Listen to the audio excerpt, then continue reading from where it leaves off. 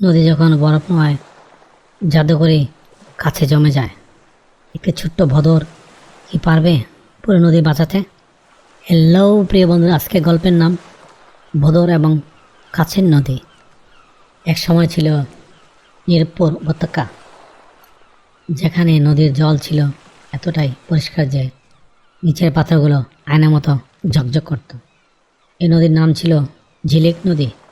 ঝিলিক নদীর ধারে থাকতো মাছ, ব্যাঙ, কচ্ছপ আর সবচেয়ে চঞ্চল প্রাণী এটি ছোট্ট ভদ।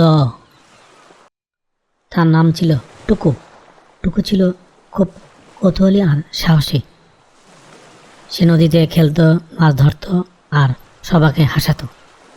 এক ভোরে টুকু নদীতে নামতেই থমকে গেল। নদী আর নড়ছে না। পুরো নদী জমে গেছে, কিন্তু বরফ নয়, জমে গেছে স্বচ্ছ কাঠের মতো শক্ত জাদুকরি কাছে। মাছগুলো আটকে আছে ভেতরে। জল নেই, ঢেউ নেই, শুধু নীরবতা। সব পানি জড়ো হলো। বয়োজ্যেষ্ঠ কচ্ছপ বলল, এটা কাজ, অভিশাপ। উত্তরে পাড়ে থাকা শীত জাদুঘর বহু বছর পর জেগে উঠেছে। ব্যাঙ কাঁপতে কাঁপতে বলল, নদী না গললেও আমরা সবাই মরব। ঠিক তখন বনের পেঁচা উড়ে এলো। সে বলল, একটা উপায় আছে। নদীর উৎস লুকিয়ে আছে সূর্য পাথর, তার উষ্ণতায় কাজ গলবে। কিন্তু সমস্যাটাই, নদীর উৎস ছিল নিষিদ্ধ পাহাড়ে। সেখানে কেউ যায় না, সবাই চুপ, কেউ সাহস পাচ্ছিল না। টুকু এগিয়ে এলো। নদী না থাকলেও আমরা থাকবো না, আমরা যাব। সবাই অবাক। একটা ছোট্ট ভদর, মা ভদর চোখ ভেজা ভেজা করে বলল, বুদ্ধি দিয়ে যেও, শক্তি দিয়ে নয়। টুকু মাথা নাড়ল। টুকু হাঁটতে হাঁটতে শুরু করলো নদীর উপর দিয়ে। গাছ এতই স্বচ্ছ যে নিজের ছায়া দেখে ভয় পাচ্ছিল। এক জায়গায় ফেটে গেল। টুকু লাফ দিয়ে বাঁচল। সে বুঝল অহংকার নয়, সাবধানতায় বাঁচায়।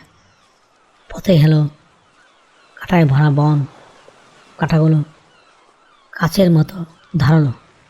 টুকু নদীর পুরনো শৈবাল ব্যবহার করে পা বেঁধে দিল। সে শিখল প্রকৃতি নিজের সমাধান দেয়। পাহাড়ে উঠতে বাতাস ফিসফিস করে বলে উঠল, ফিরে যাও, অনেক দেরি হয়ে গেছে। টুকু চোখ বন্ধ করে বলল, ভয় আমাকে ফেরাতে পারবে না। বাতাস থেমে গেল। অবশেষে সে পৌঁছল এক গুহায়। ভিতরে জ্বলজ্বল করছে একটি পাথর, লাল সোনালি উষ্ণ। এটাই ছিল সূর্য পাথর। হঠাৎ গুহা কাঁপতে লাগলো। শীত জাদুঘরের কণ্ঠ, কে আমার ঘুম ভাঙাল রে? টুকু শান্তভাবে বলল, আমি নদী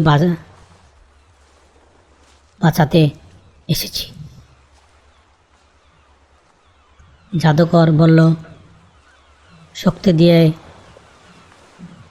নিলে পাথর পড়ে যাবে।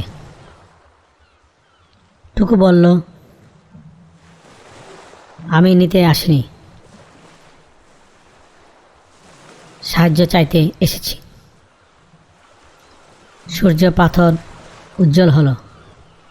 এক টুকরো আলো আলাদা হয়ে টুকুর হাতে এলো। জাদুকর বলল, যে নিঃস্বার্থ সেই যোগ্য। টুকু দৌড়ে ফিরল। পাথরের আলো নদীর উৎসের ছোঁয়াতেই কাজ গলতে শুরু করলো। ঝিলিক নদী আবার আগের মতো